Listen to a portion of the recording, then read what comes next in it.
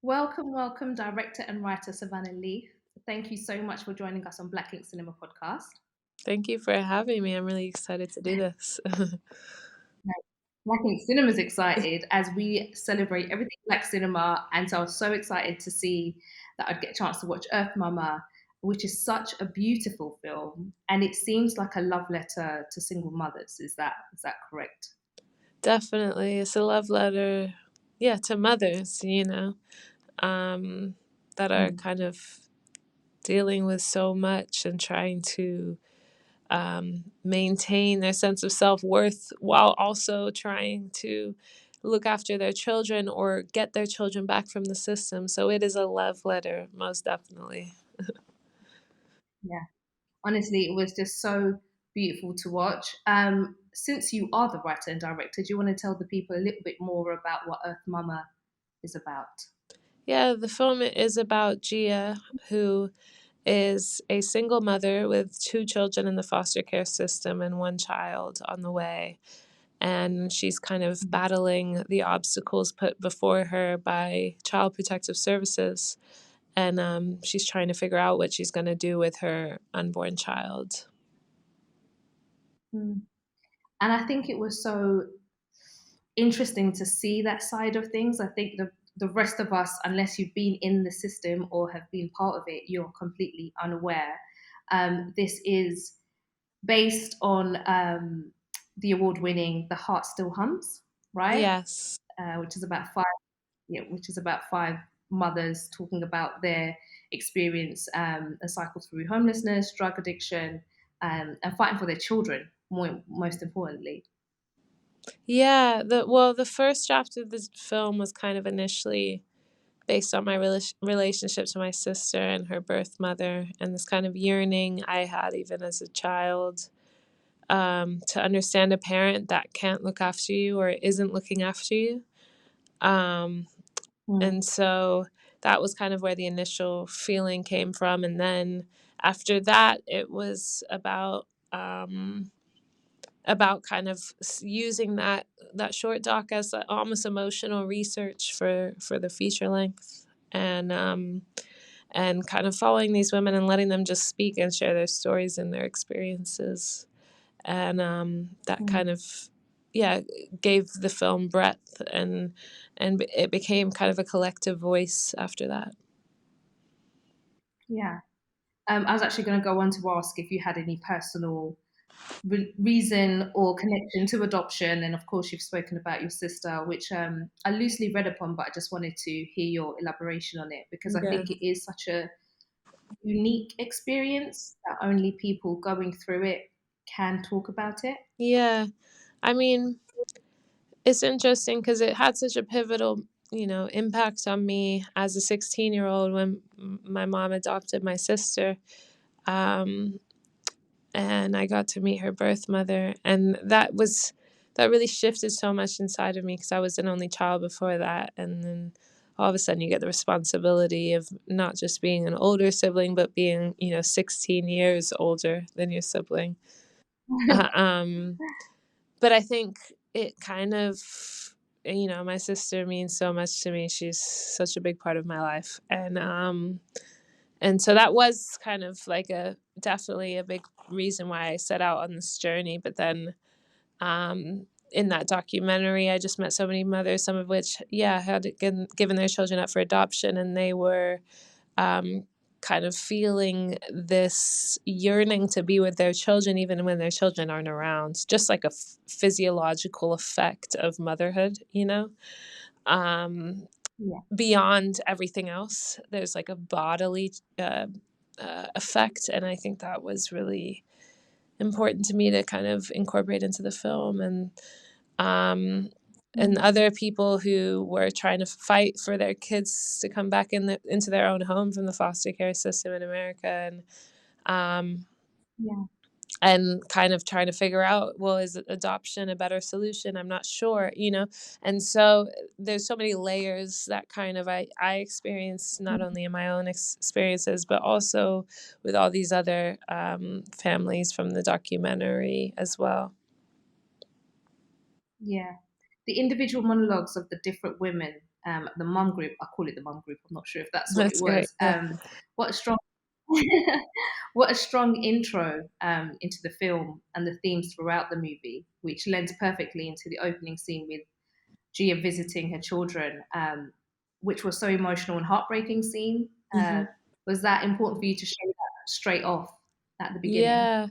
Yeah. I mean, it was important to have mothers kind of sharing their experiences from their own words, and hearing it from them. And so oftentimes, well, for that particular scene, I gave a lot of people like pieces of a script. And then I would say, is there anything else you want to share? And a lot of times people would just share their everything, even though I was not expecting all of that to come out.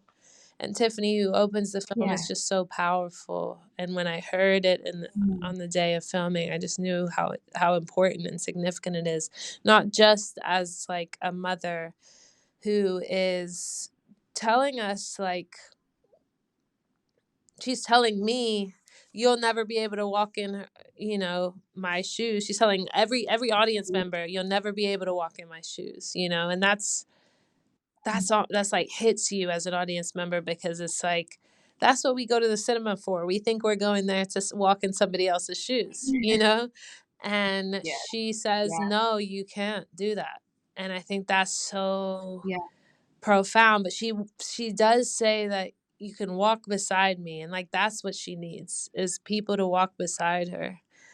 And I find that to be so powerful and symbolic for not just this movie, this particular circumstance, but just life. Like we think about what's going on in the world, and we don't know Yeah. what people are going through halfway around the world, but we can try to empathize and feel for them and feel with them and stand beside them when they need something. And that's what this film is about as well.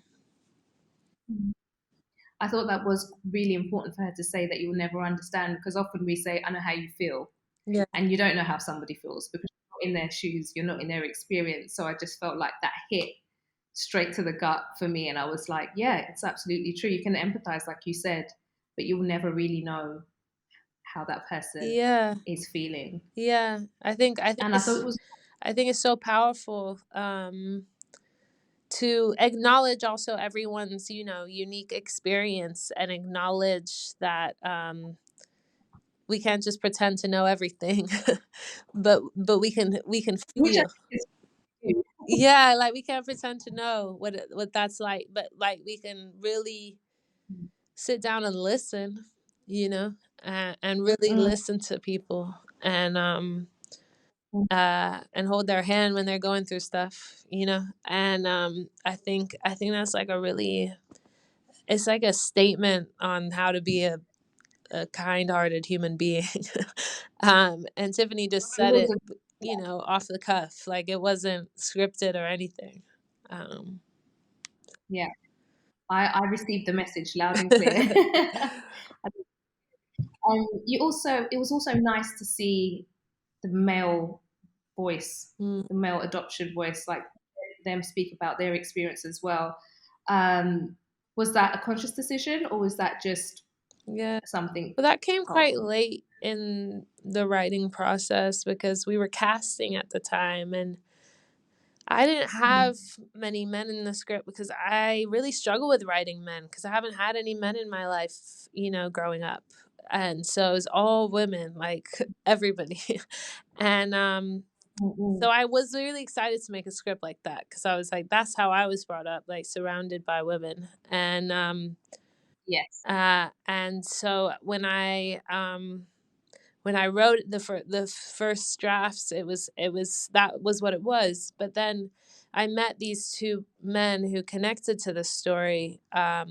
One of which Mm-hmm. had spent 10 years, in prison and was fresh out, and he was in the foster care system when he was, before he went in, and now he's out trying to figure it out by himself, and he's sharing what that feels like what kind of trauma he's had to live with from being in the foster care system. And then the other guy was kind of describing what it felt like to break away from his parent at a time, and what it was like to be Mm. pulled away from his mother, and I think those when I heard their stories in the casting sessions, I realized that that voice is really important for this film, because we see Gia's, little children that are very young, like 7 years old, but we Mm. don't get to see what kind of impact that might have on them as adults.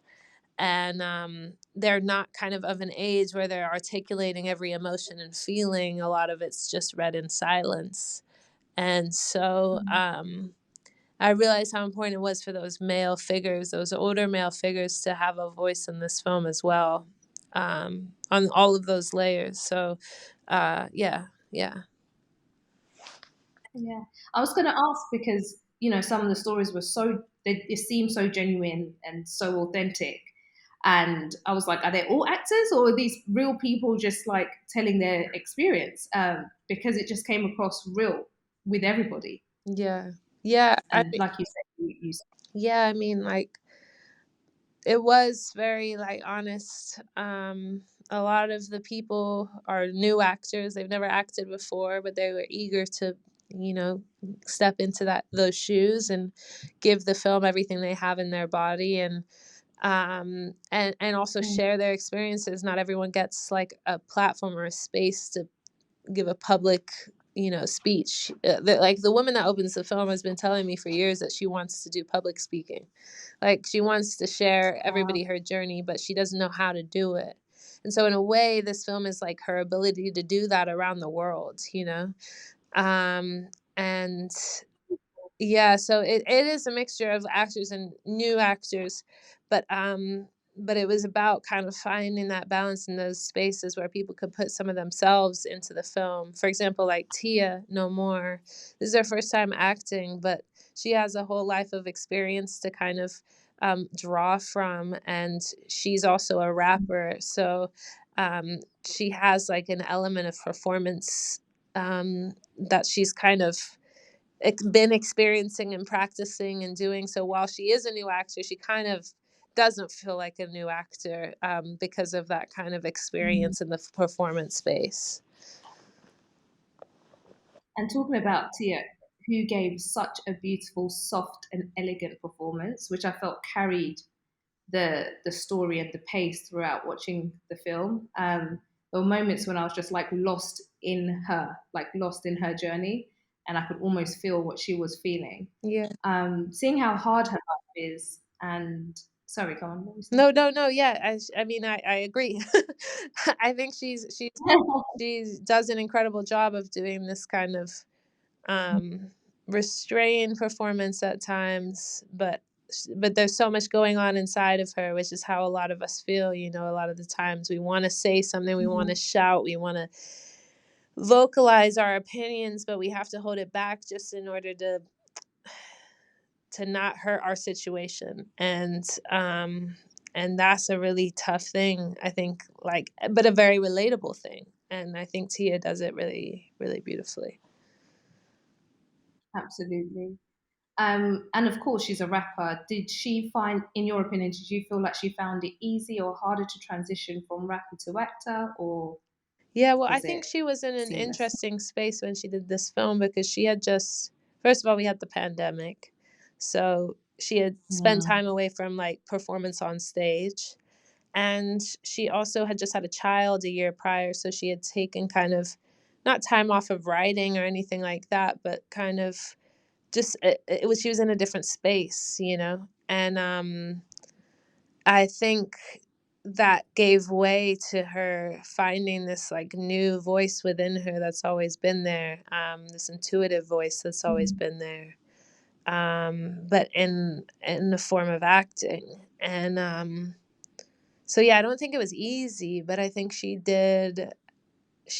had places to draw from. Like, she was training to become a doula at the same time. um Oh, yeah, yeah. There was all that's pretty these cool.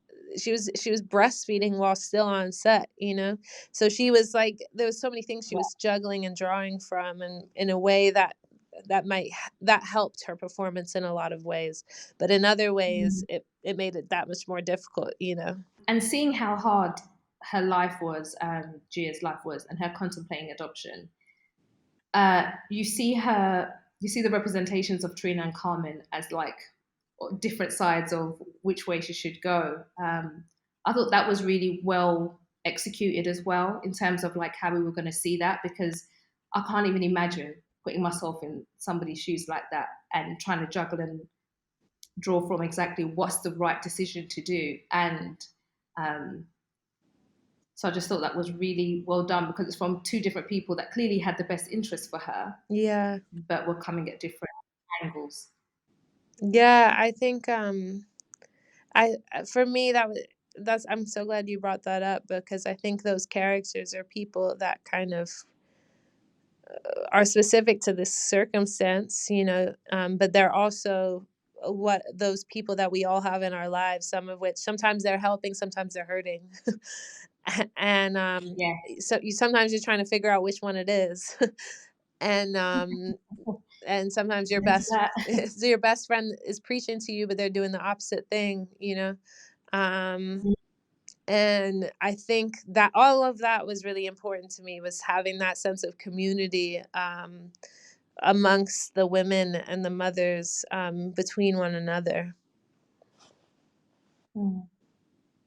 I think as somebody, I've gone through something similar, Mm, and it's not often you kind of see like that depiction. And I've often wondered, like, and put myself in my birth mother's shoes mm, and been like, wow, that must have been a very difficult decision for you. yeah, Um, Initially, as a child, you're angry. You're just thinking, you didn't want me, or you've abandoned me, or all these things. And then as you grow up and you become a woman or a young man, and you're starting to put yourself in that position, and you're just like, well, it must have been very extreme for you to decide this is the best option for me, yeah, which must have been so difficult. yeah. I So think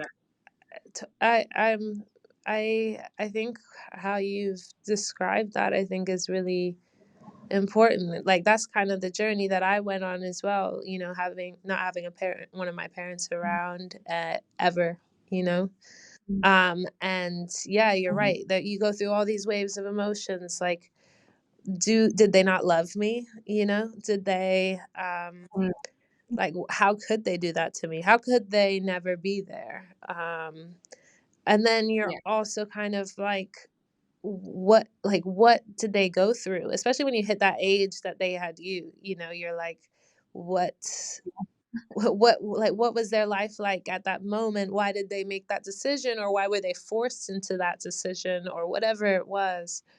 And I think for me, what's really interesting as a filmmaker is to look at those characters and those people that have to make really difficult decisions, or are forced into making really difficult decisions, that are we're oftentimes like very quick to judge. A mother that does this, is easy to blame, and it's easy to demonize her, and to hate her as a child, yeah, but definitely. then the tough part as a child is that we also love those people, even if they hurt us.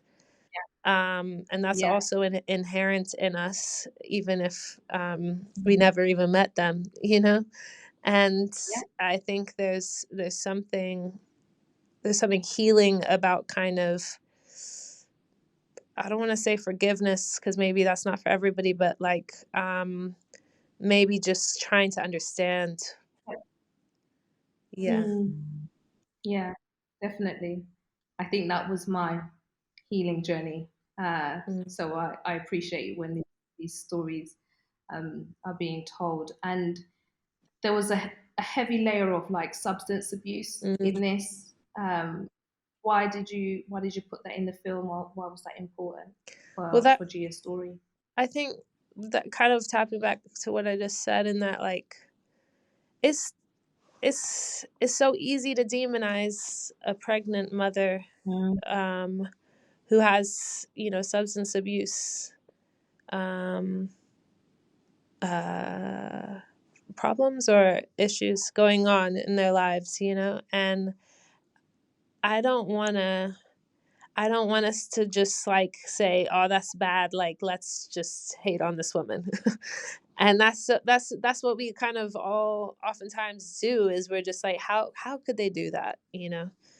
Mm. They're a horrific person, and like, why is it so easy to do that? But we why can't we just try to understand their world, their mindset, what has happened to them before this moment, what our system has put them through. And Yeah. and I think that was like really important to me. It's like it's a difficult thing to get an audience to kind of empathize, or at least attempt to empathize with this sort of mother dealing with substance Yeah. abuse issues. But I think that's why it's important, because we just don't tell it. We don't tell that story in a way that's like sensitive to the mother. We always think about the child, which is incredible. I love the children as well, but I also think we need to have some care for our mothers as well. Yeah. I think it reflects as well with what you said earlier about where the world is and leading with compassion Mm-hmm. rather than just, you know, goodbye, good guy, bad guy kind of attitude and empathy and understanding. And I just feel like it is important to tell all of the sides of the story. So Yes. I think that was also one of my favorite visuals is of Gia walking in the woods, naked, Mm. pregnant, everything. I thought that was probably one of the most beautiful things I've ever seen. Oh. Do you have a favorite visual of the film? um. Oh man. There's a few. There's Sorry. a few that really resonate with me. There's one at the hospital. Um, and I don't want to give it away, but there's one moment at the hospital that really hits me. Um, Mm, there's a couple moments I at the think I know hospital what. that really hit me, and I didn't realize how significant like visual storytelling could be. The way you can there can be no words being said, but like the way um, you orchestrate the kind of blocking of characters, how they move in and out of frames, and what like our lead character is left with.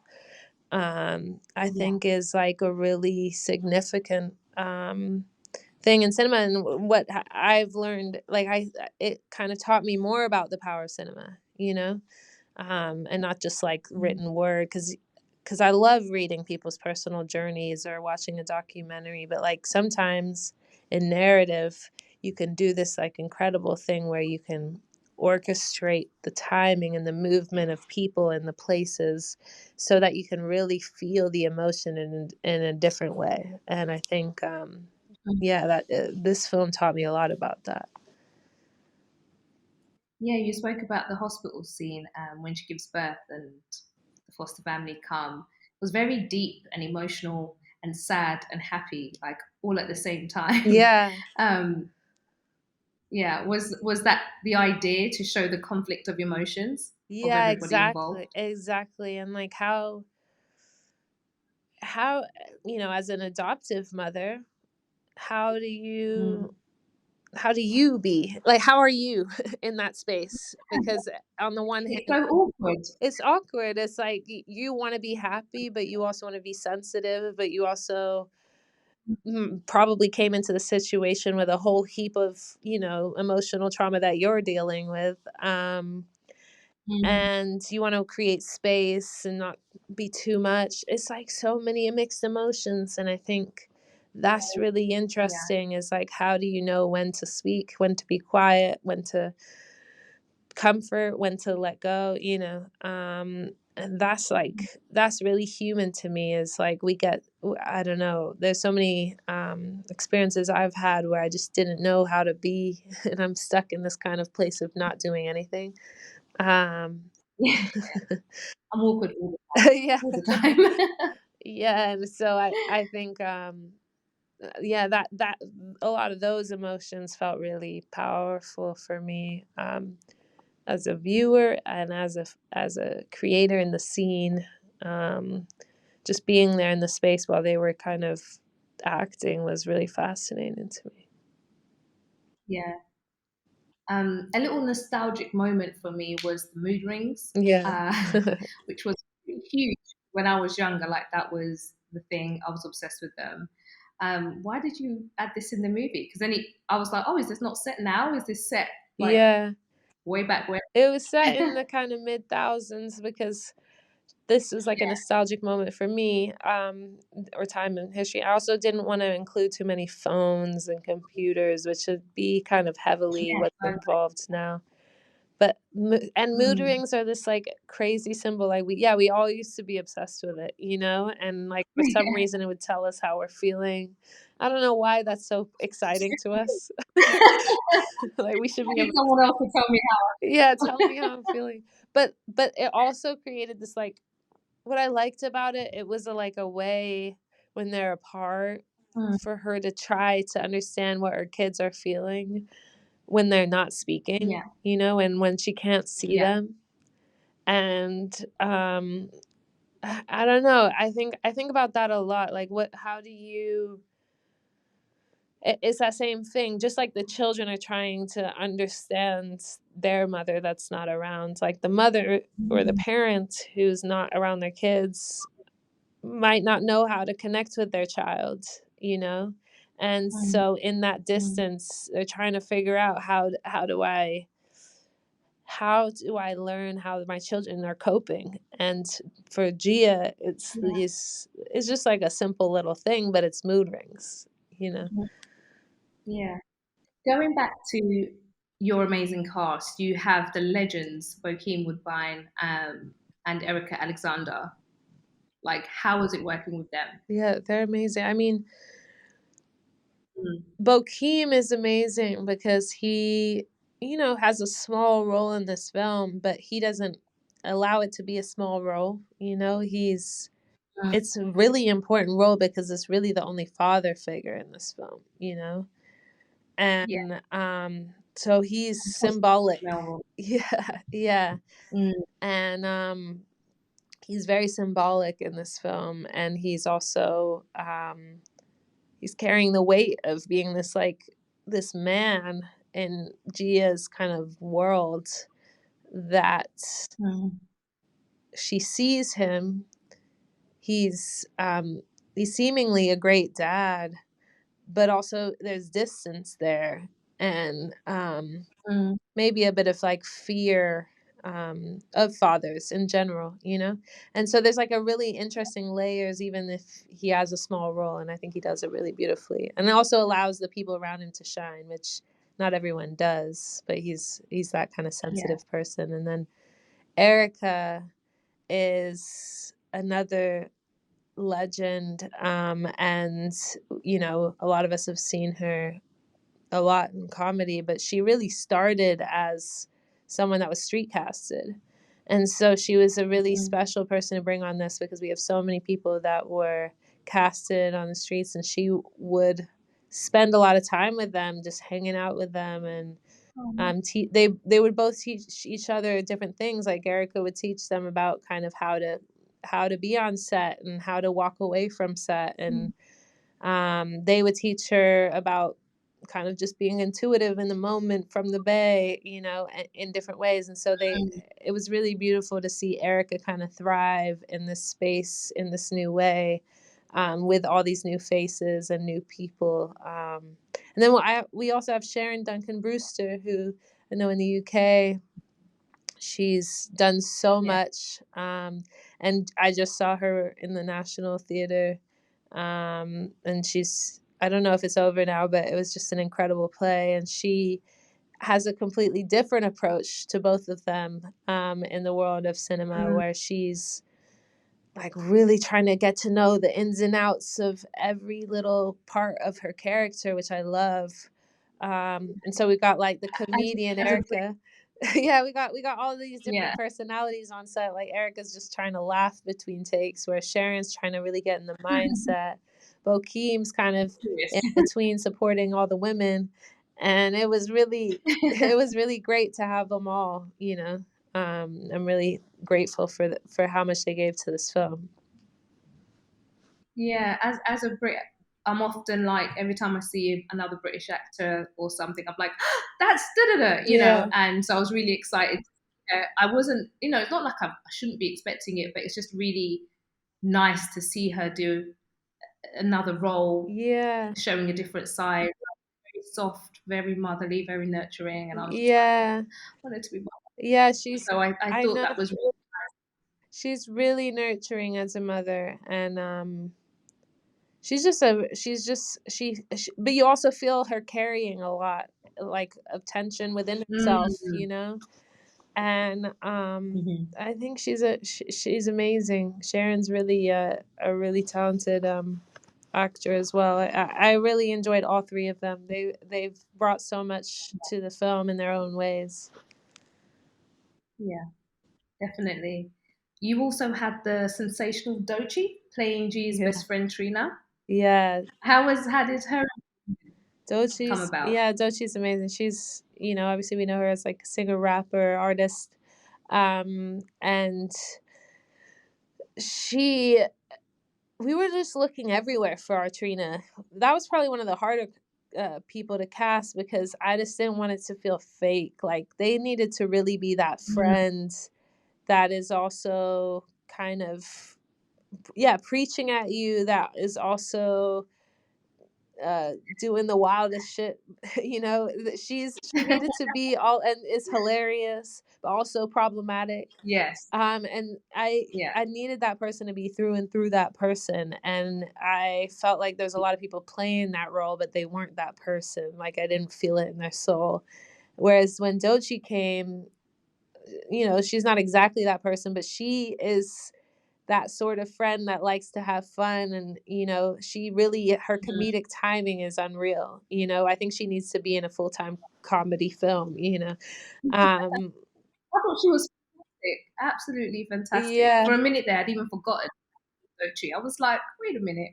but that's also great because she's this big artist, but she's also willing to, like, strip down and not wear any makeup and come to set kind of barefaced and ready to go and kind of show another sides of her. And that was really, like, something that is hard for a lot of musicians and artists, and she was not Mm, afraid of it at all. yeah, because they're usually seen as well polished, Yeah, the perfect image kind of thing, and to kind of start fresh in a new arena was really impressive, and I think she killed it. I know. I can't wait to see what she does next as well, because um she could hold a whole film as a lead role if she wanted to. Mm, absolutely. Um, the music was perfect Mhm. and haunting and warm all at the same time. How did you go about creating that music or picking the music for the film? Yeah, well, it was really a mixture between kind of Bay Area songs that were not hugely known, which was exciting to us, as I had been kind of making a playlist of a lot of Bay tunes with kind of some oldish Yeah. songs, which are we worked with our music supervisor Sunny on, and it was kind of, so that was a big side of the music, and the other side of the music was Kelsey Lou, who a lot of us love and follow, did the score of the film, which is a mixture of kind of cello and piano and harp, and even pieces of drums that feel like a heartbeat. And she really was, like, so intuitive with the whole score, and included so many amazing musicians in her composition. So it was really a Mm. tapestry of all these kind of different types of music in a way that was held together with the score, really. Mm. It was very perfect. The score was stunning. Thank- Um, my favorite line of the film comes at the end, from one of the mothers. I want to protect them like they need to be protected, but nobody was here to protect me. Mm, Oh, oh God, that I felt that. yeah. Um, poignant and hard hitting and just emotional. Do you have any favorite lines from the film? To be honest, that's my favorite line too. um, Wow. Ah, yeah, I think every time I hear that, it makes me tear up. Um, I was crying like a baby. yeah, I don't know. It's so honest. It's also so you don't have to be a mother that's been through this circumstance to feel like that. Mm, Um, so many mothers are trying to, or not just mothers, parents are trying to figure out how to parent. They don't know what they're doing. Nobody knows what they're doing, and they're yeah. trying to figure it out. And they're dealing with the trauma of their parents, and they're trying Mhm. to break away from that, trying to do better for their children. And so that for me felt so profound.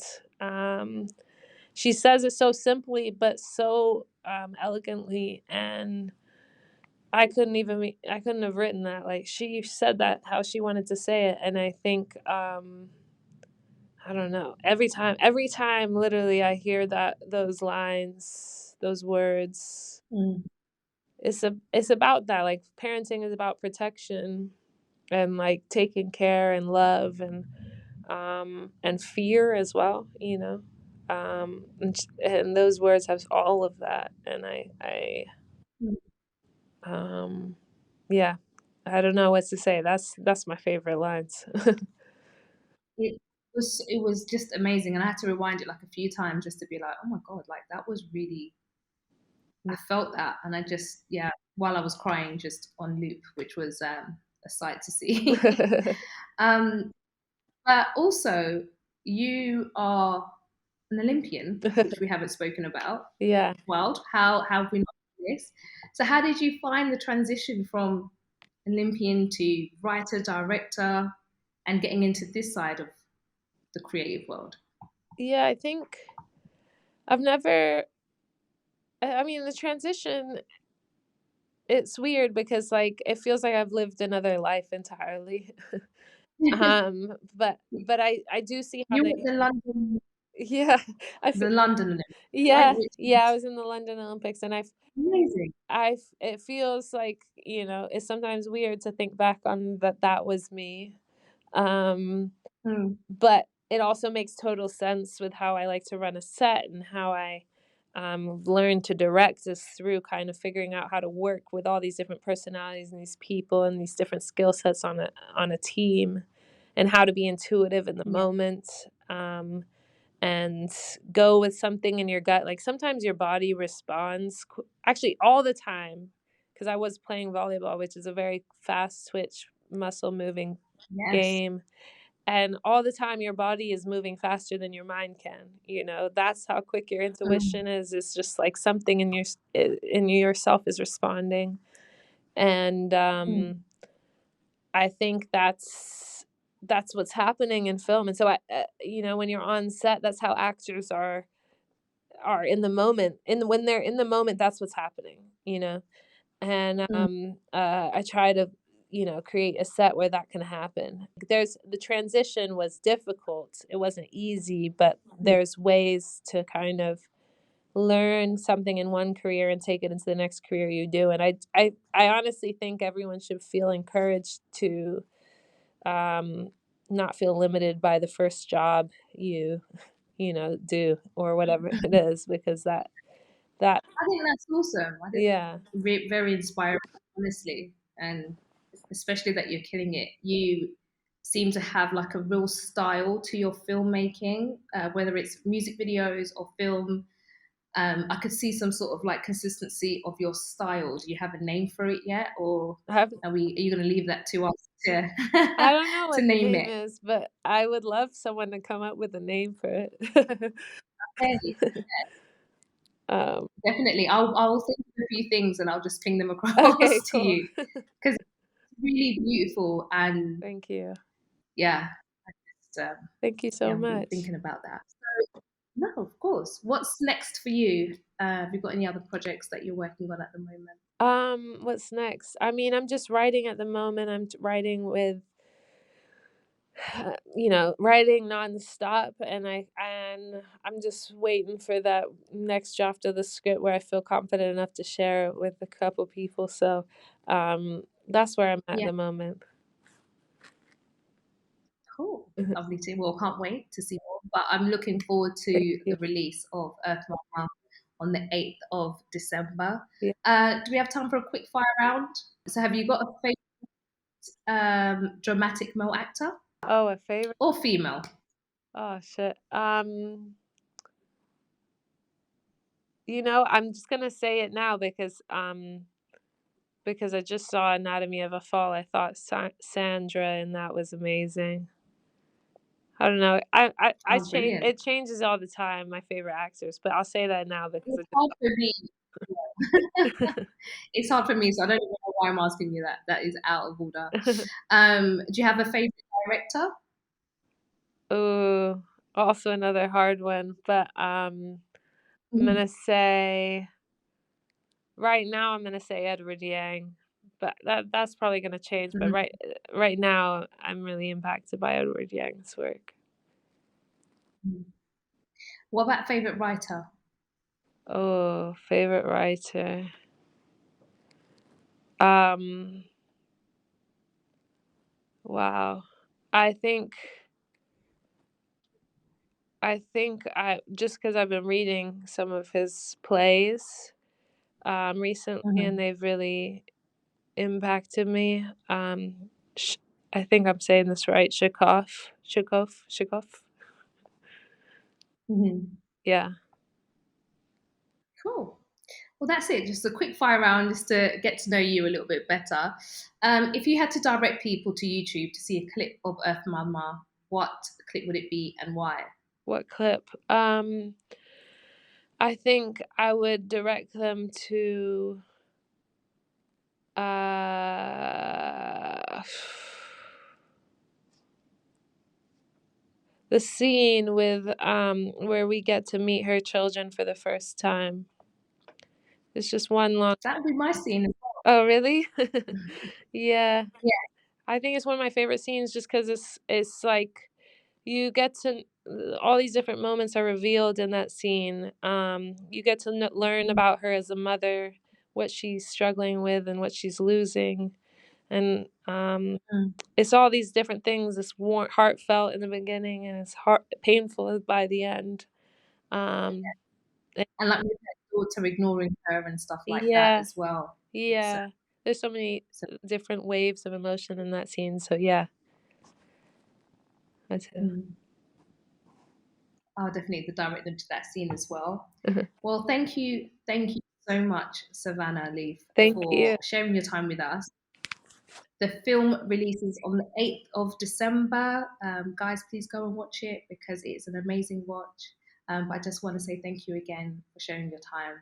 It's been amazing chatting to you Thank and you. hearing your insight Thank you so from much. the writer director. All right. Well, have a Thank you. good day, and thank you so much for your questions. That was amazing.